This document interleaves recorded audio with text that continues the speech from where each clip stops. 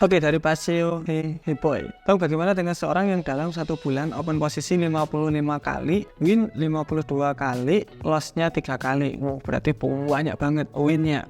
Apakah teknik analisis bisa dikatakan penting? Oke, dari sini agak menarik. Berarti win rate-nya itu gede banget. Yang perlu diingat dari tulisan Bapak, risk and reward-nya berapa? Oke, katakanlah ketika gagal, contoh, saya lihatin aja. Oke, contoh kita ada sell posisi di sini. Risk and reward-nya berapa? Kalau 1:2 kayak gini, stop loss-nya katakanlah 50 pip, TP-nya 100 pip, atau $10 stop loss, $20 take profit, 2 kali lipatnya, itu win rate segitu, itu gede banget, itu keren banget orangnya. Oke, karena saya aja nggak sebagus itu.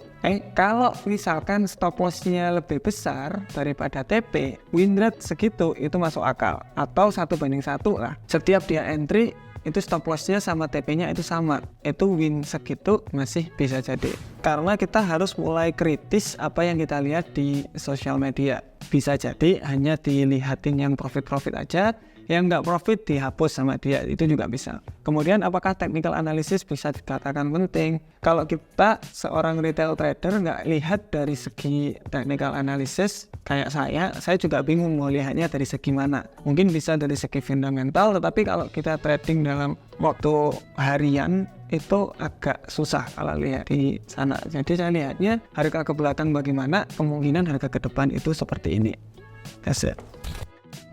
Oke, dari Soul Eater 8053, Kang Tama, siap, apa kabar? Kalau di Forex ada nggak sih kompensasi atau averaging melipatkan modal untuk menutupi kerugian sebelumnya? Kalau ada seperti apa dan bagaimana itu, Kang? Terima kasih. Ada averaging atau kompensasi, ini biasanya habis dari binomo ini, kayak gini. Caranya hampir sama sebenarnya, contoh ya, kita ada tren naik, kayak tren naik. Sell posisi ketika tren naik, biasanya kalau tren naik kan kita harusnya cari buy posisi di sini atau di sini. Ini kebalik, ini sell posisi atau counter trend. Nah, sell posisi di sini pakai 1 lot, contoh aja.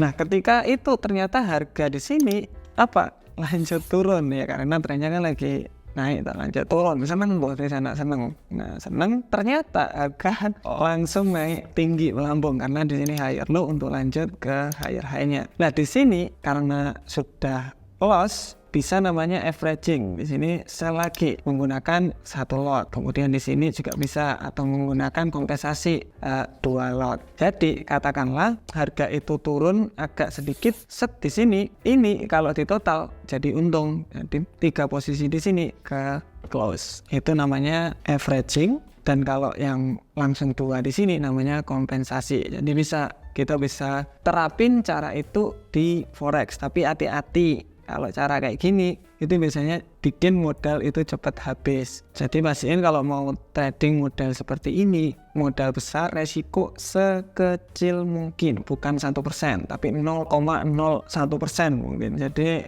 bisa aman banget tradingnya. Oke, dari XOCNID, Bang Tama mau nanya tentang news. Kemarin kan trading pas news, di newsnya US dollar akan ada kenaikan, biasanya XAU akan ada penurunan. Benar, kalau US dollar misalnya naik, gold akan ada penurunan. Kebalikannya, ya kok malah naik XAU-nya, yang turun malah USD-nya. Kalau gitu gimana? Oke, ini kelihatannya dari Forex Factory ya. Oke, kelihatannya lihatnya di Forex Factory. Kita bisa lihat bahwa contoh aja nanti hari Jumat ada jam 8.30 berita tentang US dollar. Kemungkinan bulan sebelumnya itu 0,1%, price index-nya bulan ini forecast diprediksi menjadi 0,2. Berarti kemungkinan bakalan ada kenaikan di US dollar. Berarti gold akan ada penurunan. Apakah benar? Ya, tidak selalu 100% benar, karena prediksi ya hanya prediksi aja. Kalau memang benar 100%, semua orang bakalan kaya cepet kalau kayak gitu. Kita bisa lihat di open graph di sini. Ya, kita bisa lihat bahwa berapa kali sih sebenarnya prediksi ini gagal. Ya, sebenarnya kelihatan ini prediksinya tepat.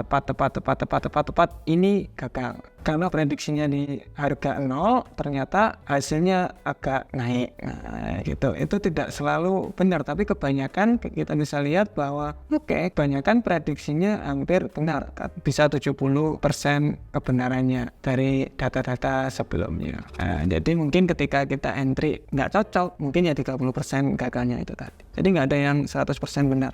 Oke, dari Coklat TV, kalau kita entry di time frame itu aja gimana Bang? Nggak nyari time frame lain. Jadi maksudnya kalau kita entry pakai satu time frame aja bagaimana caranya? Sebenarnya bisa-bisa saja ketika kita entry menggunakan satu time frame. Contoh aja di Euro USD, satu time frame aja ya. Kita contohkan di H4, harga naik, turun, naik, turun. Tapi turunnya mungkin agak dalam masih ya. Kemudian kita tarik Fibonacci dari sini ke sini. Nah, kelihatannya masih akan ada penurunan dari sana. Oh, ini udah nyentuh juga. Nah, setelah itu kita lihat bahwa market di sini membentuk flag pattern. Jadi biasanya harga itu ketika turun membentuk flag kayak gini akan ada kelanjutan untuk turun, biasanya kayak gitu. Jadi kemungkinan harga itu masih akan ada penurunan. Kayaknya sekarang sudah break harganya ini, kurang dikit breaknya. Kita lihat, harga sudah break, jadi bisa entry di sana atau tunggu di tes baru entry juga bisa dengan risk and reward 1:2, boleh, monggo terserah. Sebenarnya satu time frame aja juga sudah bisa, tapi kalau mau lebih detail untuk melihat market bisa pakai time frame yang lainnya. Dari play button 8091, Mas Tama, saya dari Semarang. Apa kabar Semarang? Gimana sih cara trading for living kalau kita udah withdraw tapi open posisi malah margin call? Trading for living di sini agak susah gampang sebenarnya, karena yang pertama modal harus besar. Karena kalau modal besar kemudian kita dapatnya 5% dari modal, kehidupan kita bisa kecukup. Jadi modal harus besar. Kemudian emosi harus juga tertata, karena kalau kita emosian trading, karena untung kita seneng, loss kita sedih, itu jadinya malah tradingnya nggak karuan. Kita ada masalah sedikit aja, analisa kita itu bisa hancur, itu ngaruh banget. Kemudian yang ketiga, skill harus memadai. Skillnya belum dapat, ya kita tradingnya nggak bakalan bisa. Contoh, kita aja nggak bisa konsisten selama 2 tahun. Katakanlah nggak bisa konsisten trading selama 2 tahun itu profit terus, nggak bisa. Ya kita gimana mau trading for living? Jadi perlu banyak dipertimbangkan sebelum masuk ke trading for living, karena kebutuhan kita itu terus-menerus keluar, tetapi penghasilan trading itu naik turun. Ya sama kayak bisnis, jadi modal harus kuat, emosi harus stabil, dan juga skill harus memadai. Tiga-tiga itu cocok, boleh masuk ke trading for living.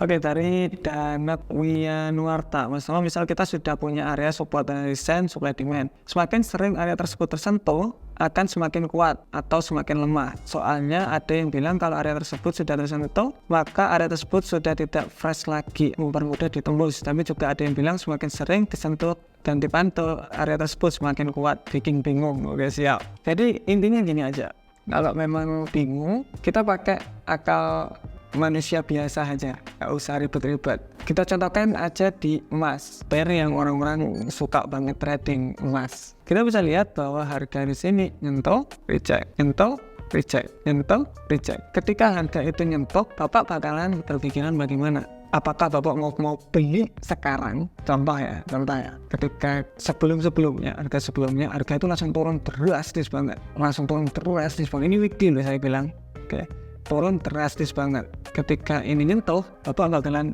beli lebih banyak lagi atau malah jual?